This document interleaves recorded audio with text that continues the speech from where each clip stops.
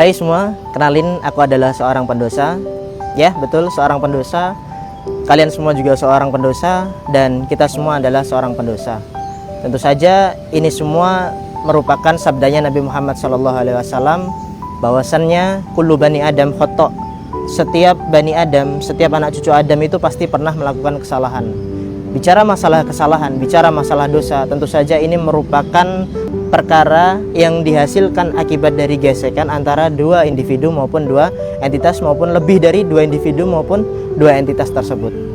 Nah, saudara-saudaraku sekalian, kita dulu pernah belajar bahwasannya hubungan antara dua entitas, hubungan antara dua individu maupun hubungan antara dua entitas itu sendiri setidaknya ada dua hubungan, ada dua habl, yaitu yang pertama hablum minallah alias hubungan vertikal antara kita dengan Allah Subhanahu wa taala, dan juga hubungan horizontal hablum minan nas, hubungan antara kita dengan sesama manusia.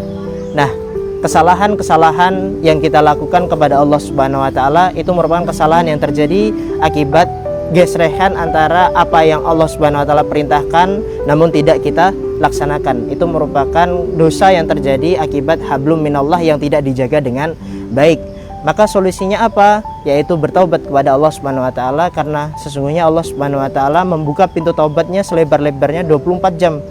Malam hari Allah Subhanahu wa taala membentangkan tangannya kemudian untuk menerima pertaubatan hambanya yang berbuat maksiat di siang hari. Pun demikian dengan siang hari Allah membuka tangannya selebar-lebarnya untuk menerima pertaubatan manusia yang melakukan maksiat di malam harinya. Itu hablum minallah. Kemudian yang kedua ada hablum minanas, dosa yang kita lakukan akibat gesehan antara hubungan kita dengan sesama manusia.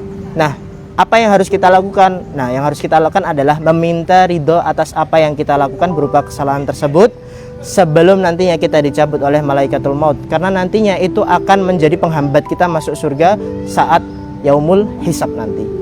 Kemudian saudara-saudaraku sekalian, ada juga yang perlu kita pahami bahwasanya ada hubungan antara manusia dengan diri mereka sendiri, yaitu kita perlu memperbaiki hubungan kita dengan diri kita sendiri. Apa yang menjadi hak-hak anggota tubuh kita, apa yang menjadi hak-hak maupun baik itu hak jasmani maupun hak rohani yang seharusnya menjadi hak tubuh kita, hak ruh kita, itu harus kita tunaikan. Maka saudara-saudaraku sekalian, Ramadan ini terutama di hari ke-7 ini menjadi salah satu momentum di mana kita perlu berkomunikasi dengan diri kita sendiri, baik itu memperbaiki jasmani kita, kemudian juga memperbaiki rohani kita. Dengan kita berpuasa, itu insya Allah menjadi salah satu upaya kita untuk memperbaiki hubungan kita dengan jasmani kita.